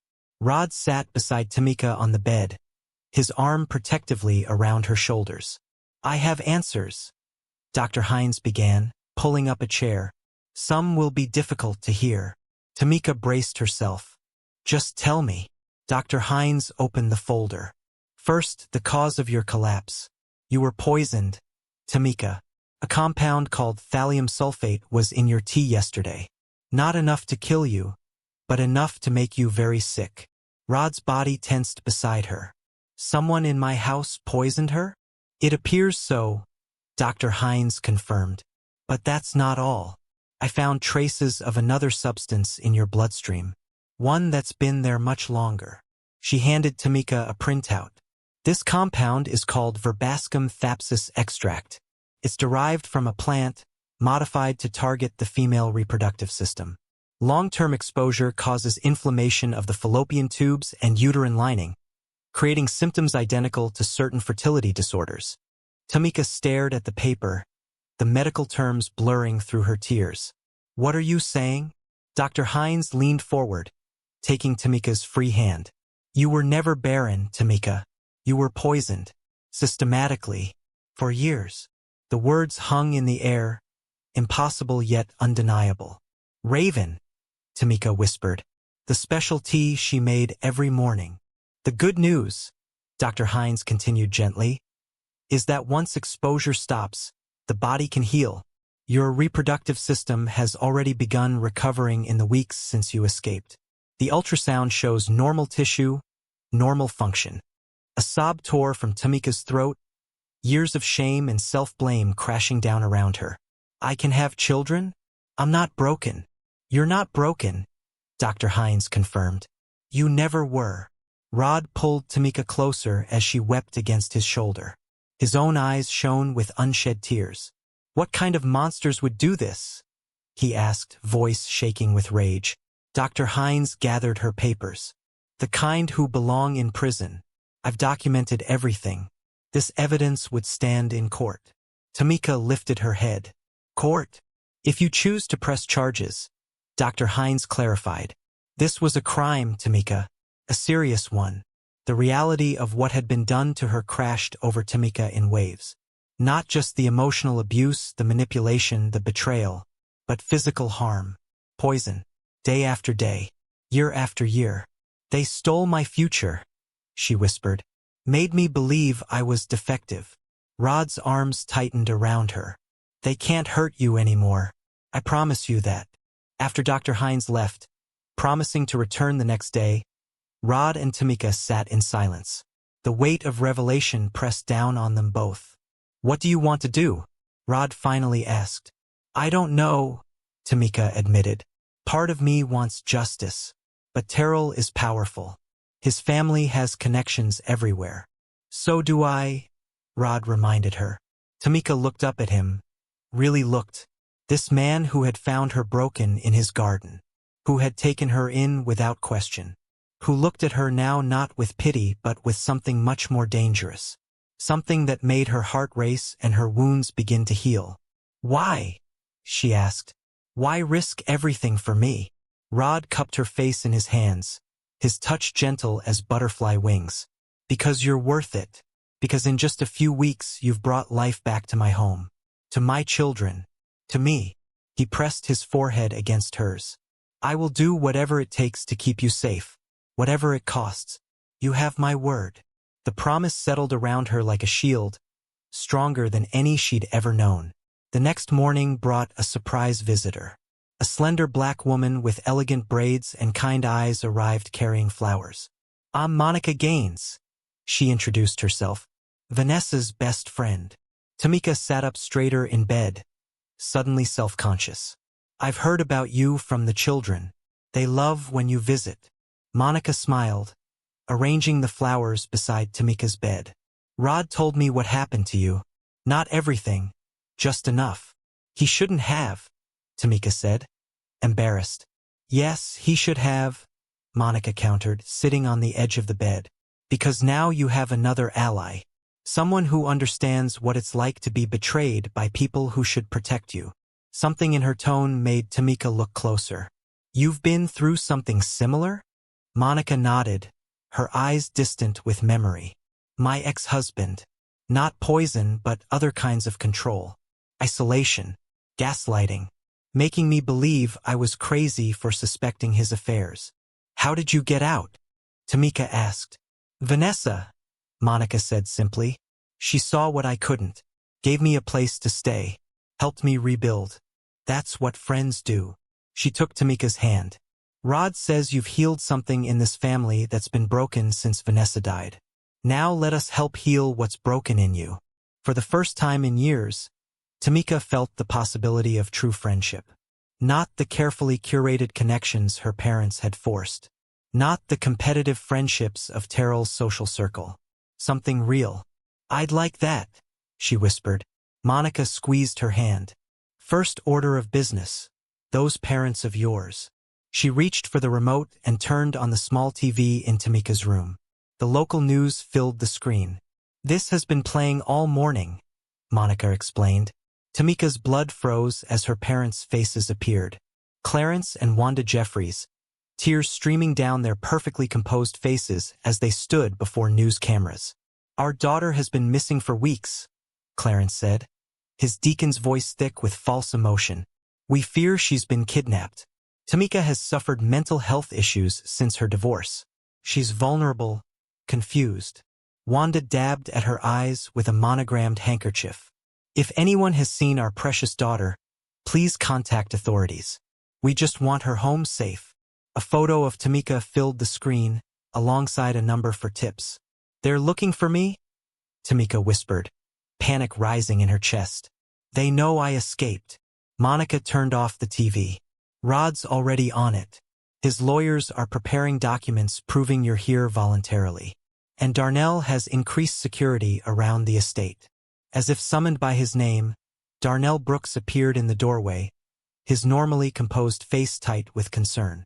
Mr. Lawson needs to see you both, he said. Now. They followed him to Rod's office, where surveillance footage played on multiple screens. Rod stood before them, arms crossed. Show them what you found, he told Darnell. Darnell pointed to one screen showing the edge of the property. These two vehicles have been parked there since yesterday. Rotating occupants. Taking photos. He switched to another angle. And this morning, this man approached the service entrance. Claimed to be delivering flowers. When questioned, he couldn't provide order information. The grainy image showed a large man with the build of a bodyguard. That's one of the men from the van, Tamika gasped, recognizing the human trafficker who had transported her. The one who sold me for my father. Rod's expression hardened. They're watching us. All of them. Terrell, your parents, the traffickers. What do we do? Monica asked, her arm around Tamika's shoulders. Rod turned to face them, his eyes burning with determination. We fight back. All of us. Together. He crossed to Tamika, taking her hands in his. No more running. No more hiding. It's time to end this. Tamika looked at the faces surrounding her. Rod, strong and unwavering. Monica, fierce and loyal. Darnell, vigilant and protective. For the first time in her life, she wasn't facing danger alone. How? She asked. First, Rod said, we get proof of who poisoned your tea yesterday. Then we use it to unravel everything else they've done. He kissed her forehead gently. The truth is in your blood, Tamika. And now we have the power to make them pay for every drop they spilled. Outside the mansion gates, the watchers continued their surveillance, unaware that their prey had become a predator, and that justice was coming for them all. The truth is in your blood, Tamika. And now we have the power to make them pay for every drop they spilled. Rod's words gave Tamika strength she hadn't known she possessed. For days they prepared. Security footage revealed that a new kitchen helper, hired just a week before, had tampered with Tamika's tea. The woman confessed when confronted by Darnell, admitting Raven Porter had paid her $5,000 to add a powder to Tamika's drink. We have her on camera and her signed confession, Rod told Tamika as they reviewed the evidence in his office. That's enough for police involvement. But not enough to prove Terrell was behind it, Tamika pointed out. One step at a time, Rod assured her, his fingers lacing with hers. First, we deal with your parents. Almost on cue, Darnell knocked on the office door. Sir, there's a situation at the front gate. Clarence and Wanda Jeffries are demanding entrance. They claim they've tracked their daughter here. Tamika's heart thundered against her ribs. How did they find me? Probably the security footage from Terrell's visit, Rod said grimly. He must have recognized you despite the disguise. Fear clawed at Tamika's throat, the old instinct to run nearly overwhelming. But Rod's steady presence anchored her. What do you want to do? He asked, his voice gentle but strong. This is your choice, Tamika. Not mine. Not theirs. Yours. Tamika closed her eyes, images flashing through her mind. Her father counting money as men loaded her drugged body into a van. Her mother looking away, choosing status over her only child. Years of manipulation and control disguised as love. Her eyes snapped open, resolution hardening like steel in her spine. Let them in, she said. It's time they faced what they've done. Clarence and Wanda Jeffries sat perched on the edge of Rod's formal living room sofa, the picture of concerned parents. Clarence in his Sunday best, Bible conspicuously placed on his knee. Wanda dabbing at dry eyes with a handkerchief. We've been so worried, Wanda gushed to Rod, who stood cool and imposing before them. Our daughter has been unwell since her divorce. Mentally unstable. Fragile, Clarence added, his deacon's voice dripping with false concern. When she disappeared, we feared the worst. How did you know to look here? Rod asked, his tone revealing nothing. Clarence shifted uncomfortably. Anonymous tip. Someone saw her with your children. The double doors opened, and Tamika entered, head high, shoulders back. Monica Gaines walked beside her, a silent support. Wanda leapt to her feet with theatrical relief. Tamika! Oh, my baby girl! She rushed forward, arms outstretched, but froze when Tamika raised a hand to stop her. Don't, Tamika said, her voice steady. Don't pretend to care now. Sweetie, You're confused? Clarence stood, Bible clutched to his chest like a shield. We've been searching everywhere for you. Really? Tamika asked. You've been searching for the daughter you sold for $50,000? The daughter you drugged and handed over to human traffickers? Wanda's face hardened, the concerned mother mask slipping. Don't be dramatic. We were helping you, finding you a fresh start. A fresh start.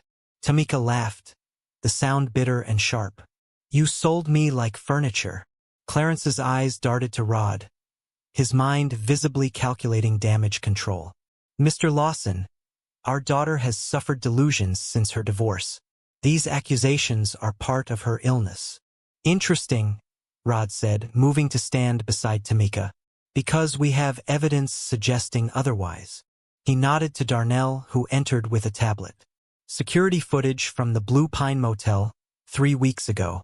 The night Tamika disappeared. The tablet showed grainy but clear video of Clarence counting money in a motel parking lot while men carried an unconscious Tamika to a van. Wanda stood nearby, face turned away but unmistakably present. That could be anyone? Clarence bluffed, sweat beading on his forehead. The van's license plate matches the one that crashed near my property the night Tamika arrived here, Rod continued. And the men in the video have extensive records for human trafficking. Wanda's composure cracked. You don't understand. We were ruined after her divorce. The Washington family destroyed our reputation. Our finances. What were we supposed to do? Love your daughter? Monica suggested, her voice cutting like a blade. Tamika stepped forward, stronger with each word. You never loved me. You loved what I could do for you. The status I could bring. The connections. When I couldn't give you those things anymore, I became worthless. Clarence's face twisted with rage, the mask of concerned father evaporating completely. You ungrateful little. Choose your next words carefully, Rod interrupted, his voice deadly quiet, because they might be the last ones you speak as a free man. A tense silence filled the room. Then the doorbell rang. That would be the police, Rod explained pleasantly. I called them before you arrived. They're very interested in human trafficking charges. Panic flashed across Clarence's face. Now wait a minute. We can work something out. No, Daddy, Tamika said, the childhood term now loaded with power rather than submission. We can't. As police officers entered the room, Tamika turned away from the parents who had never truly seen her. Their shouts and protests faded behind her as she walked toward the sunroom where the Lawson children waited, watched over by Aunt Cheryl. They had witnessed everything through the garden doors, wide-eyed and silent. Are those people really your mom and dad? DeAndre asked, his normal bounce subdued. Tamika knelt before the children. They are. But family isn't always about who shares your blood. Sometimes it's about who shares your heart. Jasmine climbed into her lap, small arms wrapping around Tamika's neck. Stay with us, she whispered. I'm not going anywhere, Tamika promised, looking up to find Jalen watching her with new respect in his eyes. You were brave, he said simply. So are you, she told him. Every single day. The arrest of Clarence and Wanda Jeffries made local news, but it was only the beginning. Rod's annual charity gala for his late wife's education foundation was scheduled for that weekend. Despite everything, he refused to cancel. Vanessa would want the foundation work to continue, he explained, and it gives us the perfect opportunity. For what? Tamika asked. Justice, Rod replied. Terrell Washington RSVP'd weeks ago. He'll be there with Raven. Fear flickered across Tamika's face. A public confrontation? Only if you want it, Rod assured her. You call the shots now. Tamika thought of the children who now looked to her for strength. Of the woman who had believed herself broken beyond repair. Of all the people still trapped in situations like hers, voiceless and afraid. I want to face them, she decided. All of them. The Lawson Estate ballroom glittered with crystal chandeliers and Atlanta's elite. Tamika stood at the top of the grand staircase, a vision in deep purple silk. No disguise, no hiding. Her natural beauty enhanced rather than concealed. Rod waited for her, handsome in his tuxedo. Ready. She took his offered arm. Ready. They descended together, heads turning as guests recognized the mysterious woman who had captured Roderick Lawson's attention. Whispers followed them across the ballroom floor. Tamika spotted them immediately. Terrell, commanding the attention of investors in one corner. Raven beside him, resplendent in red, her hand protectively over her still flat stomach. "They're announcing the pregnancy tonight," Monica whispered, appearing at Tamika's side with a glass of sparkling water. "I overheard them in the foyer." "Perfect timing," Rod murmured. When the orchestra paused between songs, Rod took the microphone, thanking guests for supporting the Vanessa Lawson Education Fund. Then his tone shifted. "Tonight is also about another kind of education," he said. "About recognizing evil when it hides behind respectability. About standing up for truth." Murmurs rippled through the crowd. Terrell's head snapped up, eyes narrowing. "My special guest tonight has an important story to share," Rod continued. "A story about poisoning, about betrayal, about human trafficking disguised as concern." He extended his hand. "Tamika." She walked to him with steady steps, took the microphone, and faced the crowd. Her eyes found Terrell's across the room. The shock on his face as recognition dawned was worth every moment of fear she'd endured. "Many of you know me as Tamika Washington," she began, "ex-wife of Terrell Washington, the woman who supposedly concealed her barrenness to trap a powerful man." Gasps rippled through the room. Terrell started forward, but security guards materialized, blocking his path. "What you don't know is that I was never barren," Tamika continued. "I was poisoned, daily, by my husband's assistant, Raven Porter." All eyes turned to Raven, whose face had drained of color. "We have proof," Tamika said. "Medical tests, witness testimony, and a confession from the woman Raven hired to continue poisoning me here, in Rod's home." The ballroom erupted in shocked whispers. Dr. Yolanda Hines stepped forward, medical records in hand. "The poison damaged Ms. Jeffrey's reproductive system temporarily," she explained to the stunned crowd. "The same compound was found in her tea here last week, traced to a woman hired by Ms. Porter." Raven's composure cracked. "You can't prove anything. It's her word against mine."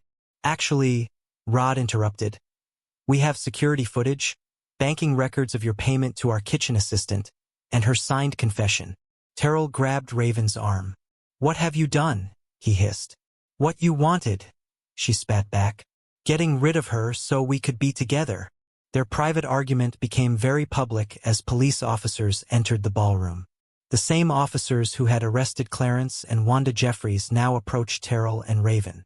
"Terrell Washington and Raven Porter, you're under arrest for attempted murder, conspiracy, and assault," the lead officer announced.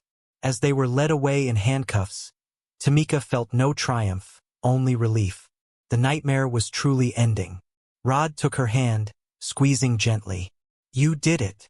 "We did it," she corrected. From the doorway of the ballroom, for small faces watched. Jalen standing tall and protective. Kiana, eyes shining with pride. DeAndre, practically vibrating with excitement. And Jasmine, who broke away from her siblings to run across the ballroom floor.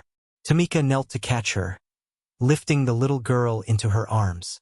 "Bad people go away?" Jasmine asked. "Yes, sweet girl," Tamika promised.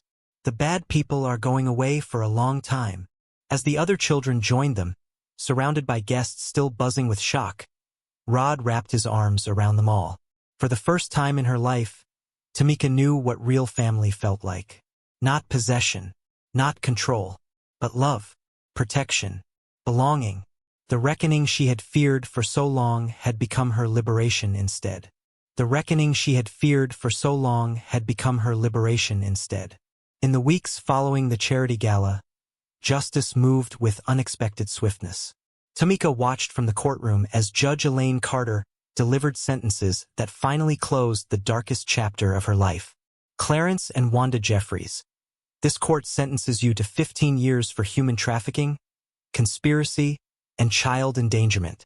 The judge's gavel struck with finality. Clarence's Bible couldn't save him now. Wanda's social connections meant nothing inside prison walls.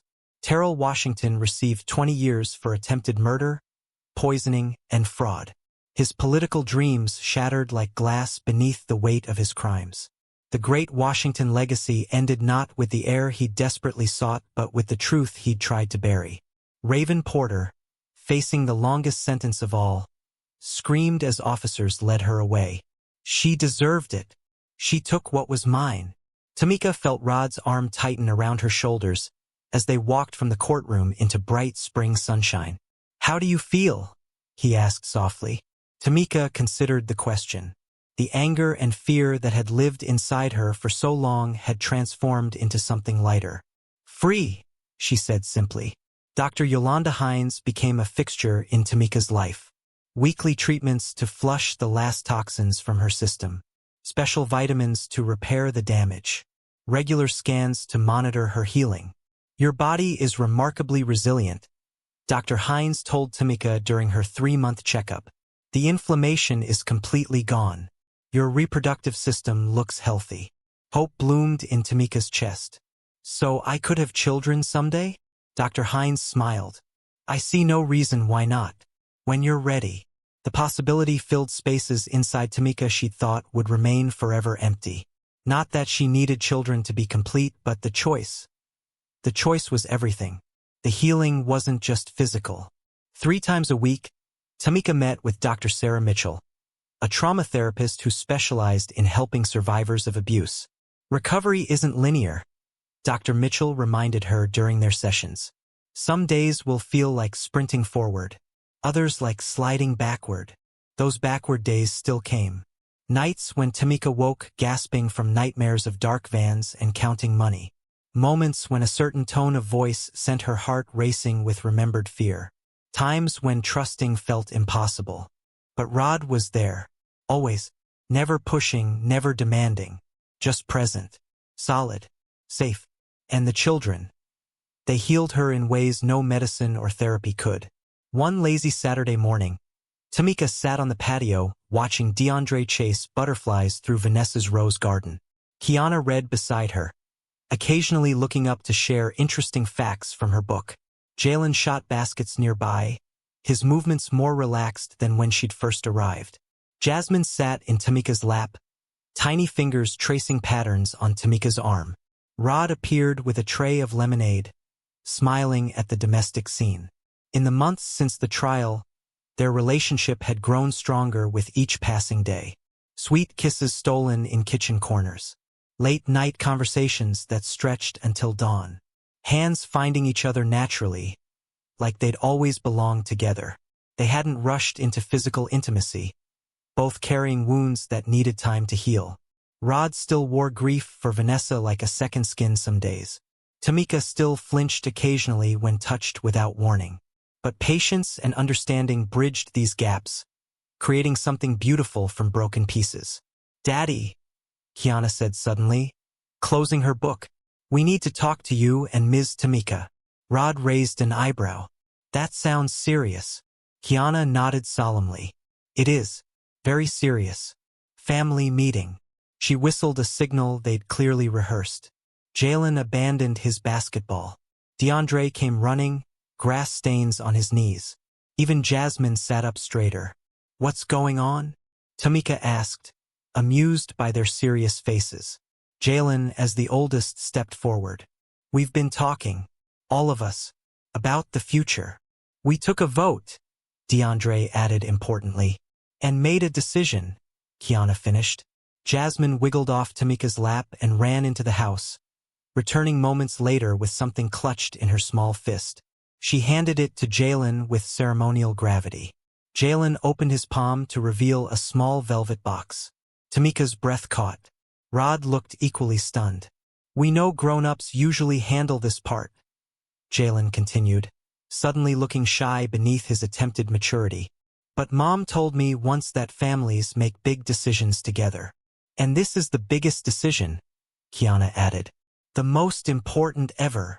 DeAndre bounced on his toes. Jalen opened the box, revealing a delicate ring with a single perfect diamond surrounded by smaller stones. It was our grandmother's, he explained. Dad's mom gave it to him when Mom died. Said to save it for when the time was right. Rod's eyes filled with tears. Jalen, how did you? You showed me where you kept it, Jalen reminded him.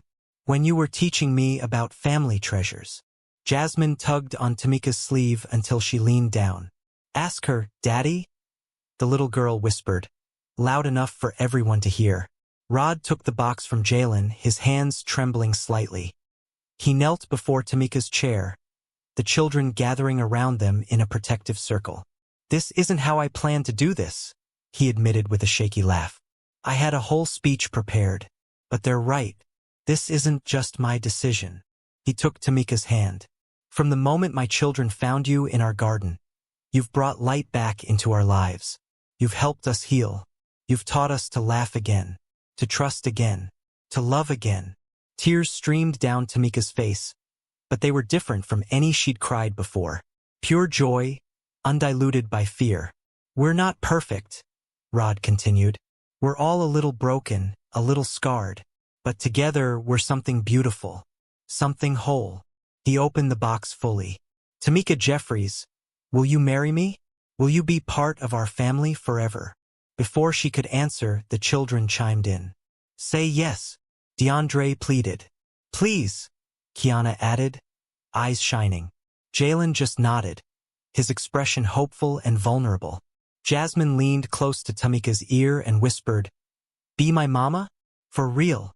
Tamika gathered the little girl into her arms, then reached for the other children until they were all wrapped in her embrace. Yes, she whispered through her tears. Yes to all of it. To being your wife, Rod. To being your mother. She looked at each child. If that's what you want. Rod slipped the ring onto her finger, then joined the family embrace. There in the garden where Tamika had once collapsed, broken and afraid, a new family was born from chosen love rather than obligation. The wedding was nothing like Tamika's first. No political calculations. No social climbing. Just pure celebration. They married in the Lawson garden, surrounded by only those who truly cared. Monica Gaines stood as Tamika's maid of honor. Dr. Hines and her husband sat in the front row. Darnell Brooks served as best man, his usual stoic expression softened by genuine happiness. The children played starring roles. Jalen walked Tamika down the aisle, straight-backed and solemn with pride. Kiana scattered rose petals, pausing to arrange them when they didn't fall perfectly. DeAndre carried the rings, miraculously making it to the altar without losing them. Jasmine held Tamika's bouquet during the vows, her eyes never leaving Tamika's face. I choose you, Rod promised, today and every day that follows. I choose you, Tamika echoed, and the beautiful family we've built together. When the minister pronounced them husband and wife, cheers erupted from their small gathering. Rod kissed Tamika with tender passion, a promise of the future they would share. But the celebration paused when Jasmine tugged on Tamika's dress. My turn, the little girl announced clearly. Tamika knelt before her. Your turn for what, sweet girl? Jasmine took a deep breath and spoke in the fullest sentence anyone had heard from her since her mother died. I want to call you Mama now, in front of everybody, because that's who you are. The garden fell silent. Then Tamika gathered Jasmine into her arms, tears flowing freely. I would be honored, she whispered. So honored. Mama, Jasmine said again, this time loud enough for everyone to hear. My mama. Not a dry eye remained in the garden. 3 months after the wedding, Tamika sat in Dr. Hines's office, clutching Rod's hand as they waited for test results. She'd been feeling strange, tired, nauseous in the mornings. Could it be lingering effects from the poison? Rod asked worriedly. Dr. Hines entered with a broad smile that answered their question before she spoke. Not poison, she said. Life. Tamika's free hand flew to her stomach. You mean? Dr. Hines nodded. Congratulations, Mrs. Lawson. You're pregnant. About 8 weeks along. Joy crashed over Tamika in waves so powerful she could barely breathe. Rod fell to his knees beside her chair, pressing his face against her still flat belly. A baby, he whispered in awe. Our baby. The miracle she'd been told was impossible. The future that had been poisoned away. Now growing inside her, proof that healing was real and complete. Is everything okay? Tamika asked, old fears briefly surfacing. The damage. Completely reversed, Dr. Hines assured her. Your tests show a perfectly healthy pregnancy. That night, they gathered the children to share the news. Their reactions were everything Tamika could have hoped for. DeAndre hooped with excitement. I won't be the youngest anymore. Kiana immediately began listing baby names from her books. Jalen tried to look cool but couldn't hide his smile. I'm pretty good with kids, he said casually. I can help a lot. Jasmine placed her small hand on Tamika's stomach. Baby sister, she declared confidently. Rod laughed.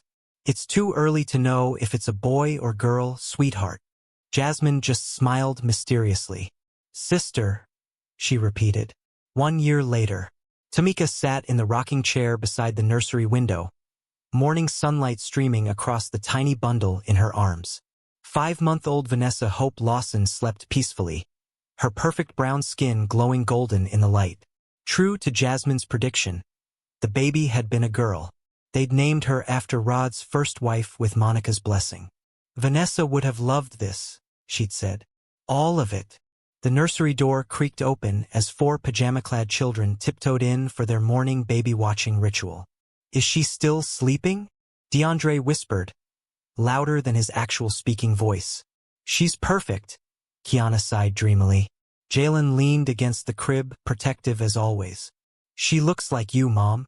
The word still made Tamika's heart skip. Mom. Not Miss Tamika anymore. Just Mom. Jasmine climbed onto the rocking chair's arm, leaning her head against Tamika's shoulder. Baby sister, she said proudly, as if she'd personally arranged the whole thing. Rod appeared in the doorway, coffee mugs in hand. His eyes softened at the sight of his complete family. Happy anniversary, he said, setting Tamika's mug on the small table beside her. 1 year since their wedding. 1 year and 7 months since she'd collapsed in their garden, broken and alone. How was it possible to move from complete despair to complete joy in such a short time? The baby stirred, tiny eyes blinking open to reveal the same warm brown as her father's. Tamika adjusted her position, making room as the other children crowded closer to coo at their sister. Looking at the faces surrounding her, Tamika felt tears of gratitude well up. These people who had found her at her lowest, who had protected her when she was hunted, who had chosen her when her own blood had sold her away. What are you thinking about? Rod asked softly, noticing her emotional expression. Tamika smiled through her tears. Family, she replied. Real family. She looked down at baby Vanessa, then at each of the children who had claimed her as their own, and finally at the man who had helped her believe in love again. Family isn't about blood or obligation, she said, finally understanding the lesson of her journey. It's about who chooses you when everyone else sells you away, who sees your broken pieces and says, yes, even those parts. Rod leaned down to kiss her, then baby Vanessa's forehead, then each child in turn. We chose each other, he whispered. The best choice I've ever made. As sunlight filled the nursery and surrounded them all in golden warmth, Tamika knew with absolute certainty that she was finally, truly home. Not because of the mansion's walls or wealth's protection, but because love had built something unbreakable around her heart. Something her parents had never given her. Something Terrell had never understood. A chosen family. Stronger than blood. Deeper than obligation. Beautiful beyond measure. And that is the end of the story. Thank you so much for staying with me until the very end of this story. If you enjoyed this story, I promise you will surely love the next one. It's as crazier and more thrilling as you can ever imagine. So do check it out. Click on the image showing on your screen right now to watch the next one.